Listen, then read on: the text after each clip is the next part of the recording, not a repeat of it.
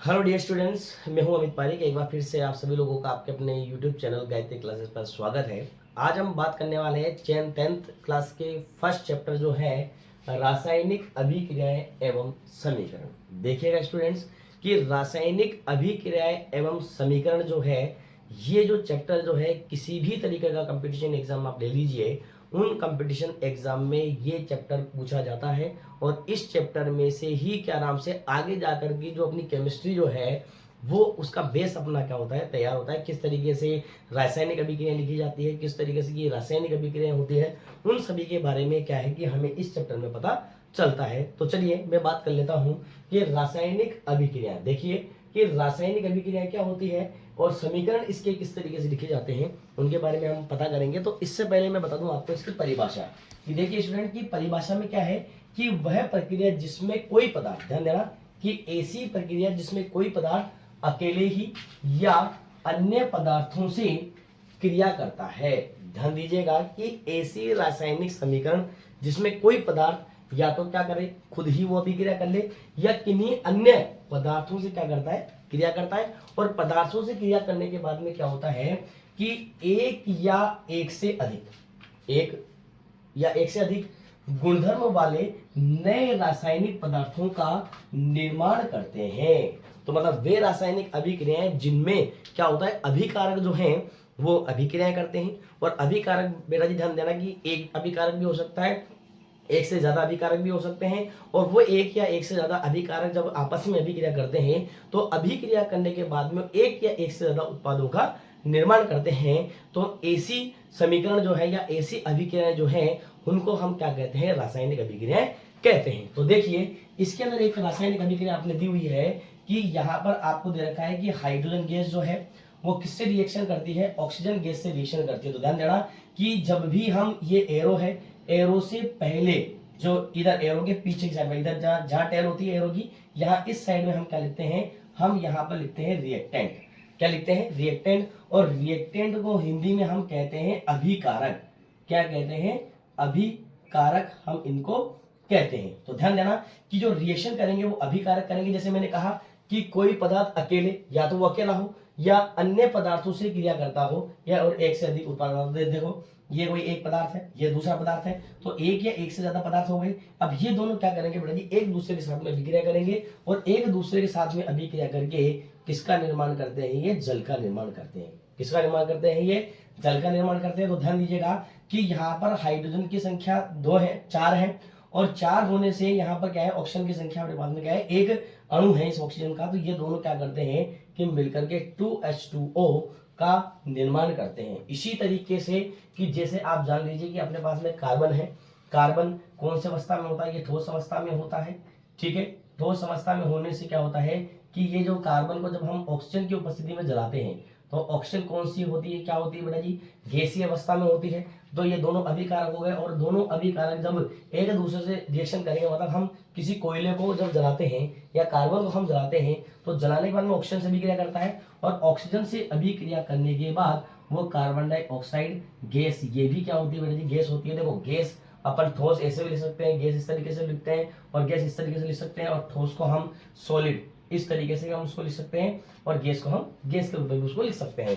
तो ये जो हो गई ये हमारी क्या कहलाती है, रासायनिक अभिक्रिया कहलाती है। रासायनिक अभिक्रिया क्यों कहलाती है, क्योंकि इसके अंदर दो या दो से ज्यादा या एक से ज्यादा अभिकारक जो है अभिक्रिया करते हैं और अभिक्रिया करने के बाद में क्या बनाते हैं, उत्पाद बनाते हैं।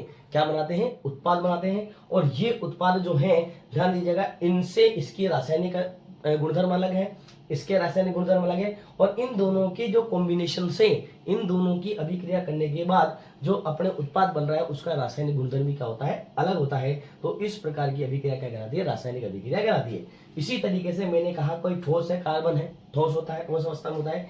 ये ऑक्सीजन है, गैसीय अवस्था में होती है। ये दोनों अभिक्रिया करती है तो कार्बन डाइऑक्साइड गैस का निर्माण करती है। इसका गुणधर्म अलग है, इसका गुणधर्म अलग है, चाहे भौतिक देखो चाहे रासायनिक देखो।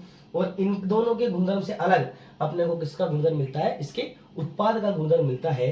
तो ये क्या कहलाती है, रासायनिक अभिक्रिया कहलाती है। अभी हम बात करते हैं आगे। देखिएगा कि हमारे आसपास बहुत सारी रासायनिक अभिक्रियाएं होती है। हम देखते हैं कि हमारे चारों तरफ रासायनिक अभिक्रिया होती रहती है। हम भी खुद हमारे शरीर में भी खुद के अंदर रासायनिक अभिक्रिया होती है। तो देखिए सबसे पहले रासायनिक अभिक्रिया जैसे यहाँ मैंने लिखा है कि लोहे पर जंग लगना।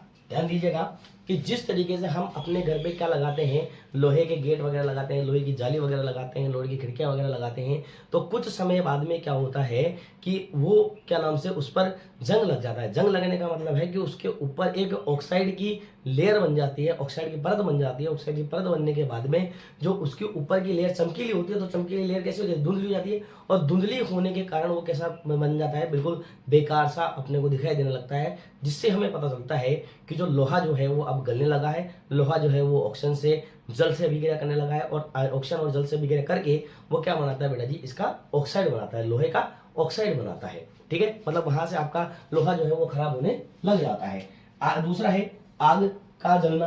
आग का जलने का मतलब जैसे मैंने कहा कि कोई कार्बन है, कार्बन क्या करता है, ऑक्सीजन की उपस्थिति में जलता है, ऑक्सीजन की उपस्थिति में जलकर क्या बनाता है, कार्बन डाइऑक्साइड बनाता है। तो ये भी एक क्या है, रासायनिक अभिक्रिया है।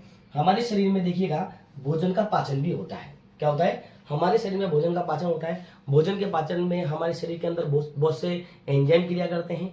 मतलब जब हम खाना खाते हैं तो हमारे मुंह से ही भोजन का डाइजेशन, पाचन जो है वो स्टार्ट हो जाता है। पाचन होने के बाद में क्या होता है कि हमारे शरीर में पाचन होता है और कार्बोहाइड्रेट, ग्लूकोज वगैरह सारी चीज़ें बनती है, और उनको बनने के बाद में हमारे क्या नाम से शरीर को ऊर्जा भी मिलती है, और ऊर्जा मिलती है जिससे हमारा शरीर काम करता है।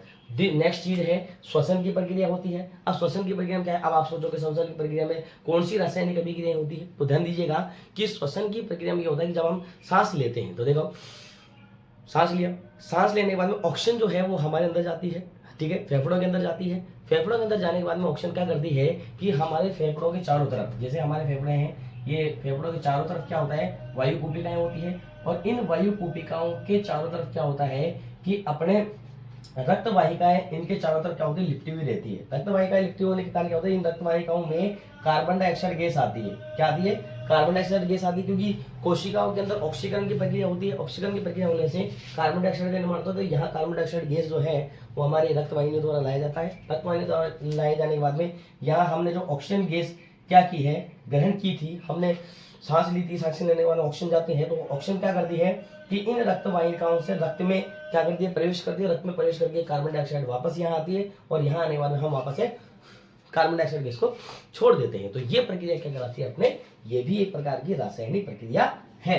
मतलब श्वसन भी एक प्रकार की रासायनिक अभिक्रिया कहलाती है। अब ध्यान दीजिएगा कि अब क्वेश्चन उठता है कि रासायनिक अभिक्रिया आप कहोगे किसको, कि रासायनिक अभिक्रिया है क्या, क्या होती है रासायनिक अभिक्रिया, कैसे पता चले आपको कि वो रासायनिक प्रक्रिया हो चुकी या वहां से रासायनिक प्रक्रिया हो रही है। तो उसके लिए कुछ बातें ध्यान देने वाली है जो यहाँ पर लिखी हुई है कि रासायनिक अभिक्रिया की पहचान हम किस तरीके से करते हैं। तो ध्यान देना कि गैस का निकलना जो है रासायनिक अभिक्रिया की पहचान होती है। पदार्थ की अवस्था में परिवर्तन, जैसे मान लीजिए हमारा ठोस था, ठोस के बाद में ये गैस था, दोनों अभिक्रिया कर रहे थे, तो ये गैस बन रहा था, तो ये पदार्थ में परिवर्तन है, मतलब ठोस से वो किस में बदल गया, गैस अवस्था में चला गया। तो ये भी एक प्रकार का क्या है, अपने रासायनिक अभिक्रिया की पहचान होती है। दूसरी चीज है रंग में परिवर्तन, यहाँ रंग में भी परिवर्तन होता है। ठीक है, उसके बाद में आप देखोगे अवक्षेप का बनना, तो यहाँ पर क्या बनते हैं मेरा जी, अवक्षेप भी बनते हैं। जैसे हम कोई लेबोरेटरी में रिएक्शन कर रहे हैं, लेबोरेटरी में रिएक्शन करते हैं तो वहाँ पर अवक्षेपण की प्रक्रियाएं भी होती है, वो आगे आप लोगों को समझाई जाएगी। तो अवक्षेपण की प्रक्रियाएं भी होती है, तो वो भी एक प्रकार की क्या होती है, रासायनिक अभिक्रिया होती है। और ताप में परिवर्तन, ताप में परिवर्तन भी एक प्रकार की क्या है, रासायनिक प्रक्रिया है। कैसे है कि देखो हम लोग क्या करते हैं बेटा जी, जब चूना लेते हैं, जैसे कैल्शियम ऑक्साइड हम लोगों ने लिया, कैल्शियम ऑक्साइड जब हम क्या करते हैं, किसी बीकर के अंदर हम लोगों ने क्या किया, कैल्शियम ऑक्साइड लिया, तो कैल्शियम ऑक्साइड लेने के बाद में हम क्या करते हैं, इस कैल्शियम ऑक्साइड के अंदर जब हम जल डालते हैं, पानी डालते हैं, तो पानी डालने के बाद में क्या होता है, ये कैल्शियम जो ऑक्साइड जो है ये क्या करता है, जल से अभिक्रिया करता है। जल से अभिक्रिया करने के बाद में कैल्शियम हाइड्रोक्साइड का निर्माण करता है। किसका निर्माण करता है, कैल्शियम हाइड्रोक्साइड का ये निर्माण करता है। तो इसमें क्या होता है कि पहले ये ठंडा होता है, पर ये जब कैल्शियम हाइड्रोक्साइड का निर्माण होता है तब यहाँ से जो ऊष्मा जो है वो क्या की जाती है बेटा, जो उत्सर्जित की जाती है। क्या होता है, ऊष्मा का उत्सर्जन होता है, जिससे कि ये बीकर जो है वो क्या हो जाता है, गर्म हो जाता है। ठीक है, तो ये तो थी जनरल से बात, आप फटाफट से इसका स्क्रीनशॉट ले लीजिए, फिर मैं आगे चलता हूँ। आगे देखिए स्टूडेंट्स, अब बात करते हैं रासायनिक समीकरण की। तो देखो रासायनिक समीकरण होता क्या है, इसकी परिभाषा क्या है। देखिए कि रासायनिक समीकरण किसी रासायनिक अभिक्रिया में भाग लेने वाले पदार्थों के संकेतों एवं सूत्रों की सहायता से उस अभिक्रिया का संक्षिप्त निरूपण क्या कहलाता है? रासायनिक समीकरण कहलाता है। तो देखिए स्टूडेंट्स कि रासायनिक समीकरण क्या है कि रासायनिक अभिक्रिया में जो जो चीज़ें भाग ले रही हैं, मतलब जैसे अभिकारक और उत्पाद हैं, तो अभिकारक और उत्पाद ही भाग लेते हैं। तो ध्यान रखना कि रासायनिक अभिक्रिया में जो भाग ले रहे हैं उनको या तो हम लोग क्या करें कि या तो उनको संकेतों में लिख दें हम, और संकेतों और सूत्रों के अंदर अपन उनको अगर व्यक्त करें तो ऐसी समीकरण क्या कहलाती है? रासायनिक समीकरण कहलाती है। क्या कहलाती है?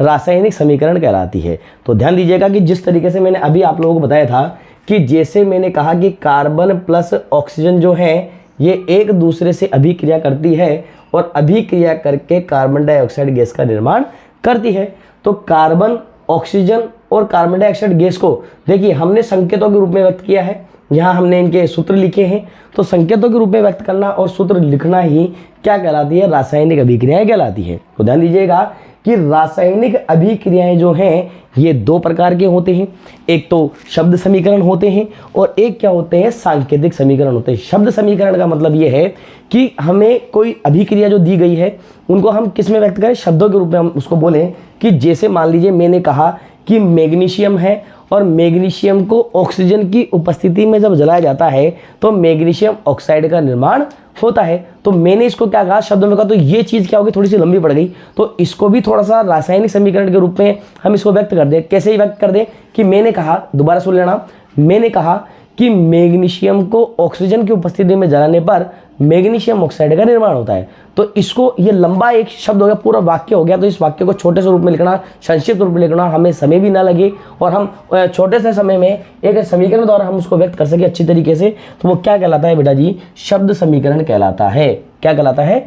शब्द समीकरण कहलाता है। तो इसकी देख लीजिए कि रासायनिक अभिक्रिया में भाग लेने वाले पदार्थों को शब्दों में व्यक्त करना शब्द समीकरण कहलाता है। जैसे मैंने कहा था ना कि मैग्नीशियम को ऑक्सीजन की उपस्थिति में जलाने पर मैग्नीशियम ऑक्साइड का निर्माण होता है। तो ये वाक्य बहुत बड़ा था, ये वाक्य क्या है? बड़ा था। तो इस वाक्य को मैंने छोटा करके क्या लिखा कि जैसे मैंने लिख दिया शब्द रूप में मैग्नीशियम लिख दिया, प्लस का से निशान लगा दिया, ऑक्सीजन लिख दिया। तो भाई मैग्नीशियम अभिक्रिया करता है किससे? ऑक्सीजन से। ऑक्सीजन से अभिक्रिया करके क्या बनाता है? मैग्नीशियम ऑक्साइड का निर्माण करता है। तो ये इस तरीके से किसी भी समीकरण को लिखना, तो ये तो कौन सी समीकरण हो गई? शब्द समीकरण हो गई, क्योंकि हमने इसको किस में लिखा है? शब्दों के रूप में लिखा है। किसके रूप में लिखा है? शब्दों के रूप में। तो दोबारा बता देता हूँ, शब्द समीकरण क्या होती है? किसी समीकरण को शब्दों के रूप में व्यक्त करना या शब्दों के रूप में उसको लिखा जाना क्या कहलाती है? शब्द समीकरण कहलाती है।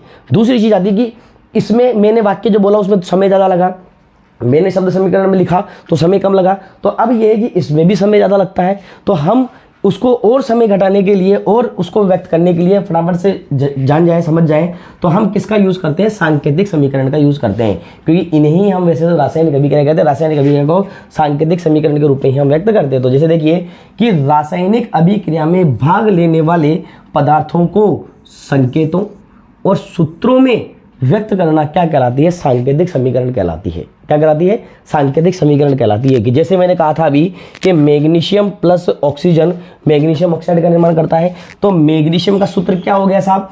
मैग्नीशियम का सूत्र हो गया Mg हो गया, ठीक है। ऑक्सीजन का सूत्र या प्रतीक क्या हो गया?